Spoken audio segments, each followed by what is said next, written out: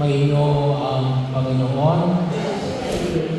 Sumasampalataya po ako at sinamba niya si Jesus. Bahagi yun ng pagkilos na kung saan ay tayo na niyaan ng Diyos na makita yung kahalagahan ng araw ng pamamahinga. Kung hindi po maalala ko rin ay nabanggit ko na para sa mga Hudyo, napakabanal ng araw ng pamamahinga. Bahagi ho. Kaya kung yung maalala, yung magpapainit lamang ng mainit na tubig, bubuksan mo yung electric fan. Pag binuksan mo yan, lumabag ka na sa araw ng pamamahinga. Pinindot mo lang. Kasi para sa kanilang trabaho yan. Kaya nga nabanggit ko sa inyo, kung sakaling makapupunta kayo sa Jerusalem, kaya lang wag muna ngayon, sa pagkagaya ngayon, ay makita ninyo yung mga hotel doon na ay pwede mo i-program kung anong oras magbubukas ang ilaw, ang electric fan, ang aircon, bahagi yun na ipo-program. Meron silang programming device kasi bawal sa kanila yung kahit na pumindot ng electrical device pag-araw ng pamamahinga. Siguro baka bawal din sa kanilang cellphone. So yun ang mga Hudyo. Kaya nga sa Ebanghelyo ngayon sa araw na ito, nakita natin na ang sabi nila nung pinagaling ni Jesus, ang bulag na lalaki na ipinanganak na bulag ay anong sabi noong mga Pariseo at mga Eskriba, hindi galing sa Diyos yan. Sapagkat siya ay gumawa sa araw ng pamamahinga. At ito yung ginawa ni Jesus. Ang ginawa niya ay dumura sa lupa. At siyempre, pag dumura sa lupa, gumawa ng puwit, mabasa yung lupa, at yun ang ipinahid sa mata ng bulag. At sinabihan ng bulag na maghugas. Kasi nalagyan ng puwit yung kanyang mata, maghugas doon sa Siloe. Bahagi yun, ibig sabihin, pinahayag sa akin na ibig sabihin ng Siloe, Silogo.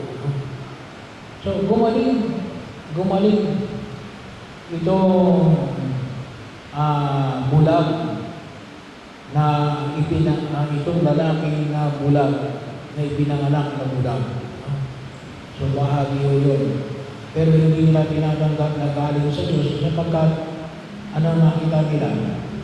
Siya, yung bulag at si Jesus siya din gumawa sa araw ng pamamahinga. So, alam naman natin yung araw ng pamamahinga nila ay Sabado. Kaya nga may mga Sabatista. Bahagi yun. Yun ang pamaraw ng pamamahinga ng mga Hudyo. So, wala ko yun, Biyernes na dapit hapon hanggang Sabado. Sa amin, araw ng Linggo. Kaya nga po sa atin, itong tawag natin anticipated Mass. Kasi nga, ganoon din yung idea. Araw pala daw ng Biyernes ay tinutulin ng araw ng Sabado. Sa atin, pwede tayong magmisa ng para sa araw ng Linggo tuwing Sabado, 3 o'clock in the afternoon. So onwards, pwede i-consider na anticipated Mass. Kaya nga, sa Galalan, alas 4 ng bis namin dito ay alas 6. So bahagi ko yun. Yun ay halaw sa pagkaunawa ng mga Hudyo. Pero ano yung nais ni pamaning ni Jesus? Nais nais niyang ituro na para sa ating araw ng pamamahinga. Kaya nga tinawag ng araw ng pamamahinga. To rest. Magpahinga. Huwag magtrabaho. Pero bakit bawal magtrabaho? Kaya pinagbabawal na magtrabaho para makapagpahinga ka, maka-recover ka, maka-recharge ka. Pero lalo-lalo na para saan? Para ikaw ay makasamba sa Diyos. Kaya nga dito sa Ebanghelyo, ang nakita natin, bagaman itong lalaking bulag na ipinanganak na pinagaling na Jesus, ay iniwalaan ng mga Pariseo ang ginawa ni Jesus. Sumasampalataya ka ba sa akin? Susumamba, pinamba niya sa Jesus. Kaya napakahalaga ho, kaya hindi yung tayo kumahari, hindi tayo nagtatrabaho kapag araw ng linggo. Ngayon ang araw ng aming pamamahinga, para sa alam, ang nawa, makita natin na tayo makasumba. Huwag natin kalimutan, napakahalaga ho. Hindi lang basta wala tayong trabaho, ibigay natin sa Diyos ang nararapat natin. Ito pong halimbawa, yung ating hall na inaayos. Sabi ko nga, ay napagnilay-nilayan na kinakailangan.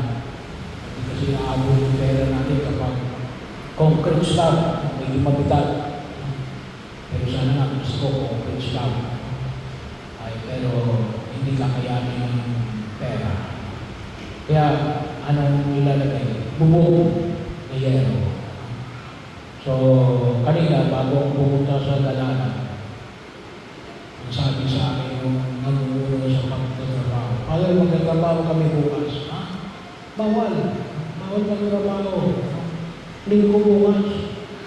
Pero po sabi ko sa Father, hindi naman lahat ng araw kami ay available, kami ay nakapagtrabaho. Depende yun kapag may kumuha sa amin na magtrabaho. Minsan, ilang araw kami walang trabaho. Sige, sabi ko, pero magsisimba kayo. Magsisimba kayo sa araw na ito. Kasi hindi naman tayo kasimigtig. Hindi ho tayo kasimigtig na mga Hudyo o kahit na ng mga Muslim. Alam nyo, may mga lugar mo na kung tawagin natin yung mga mutawa. Kapag wala ka sa mosque, ahabubutin ka. Pero bahagi yun, kasi baka nakakalimutan natin yung mga tao na alin, wala nang ginagawa. Pero hindi naman nagsisimba. Hindi nyo naiintindihan kung bakit ang araw ng linggo ay araw ng pamamahinga. Yan ay para sa Diyos. Yan ay para sa Diyos.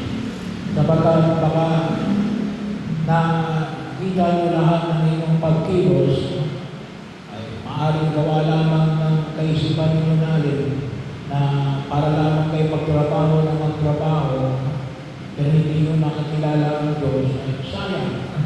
Kung maaaring naman wala kayong ginagawa, pataman-taman din naman kayo, hindi nyo man lang maalala ang Diyos, mali nyo. Hindi ka nga nakapagtrabaho, hindi mo naman naiintindihan kung bakit walang trabaho sa araw ngayon. Pangalawa, yung araw ng pahinga ay para saan? Makapagpahinga na para sa pamilya.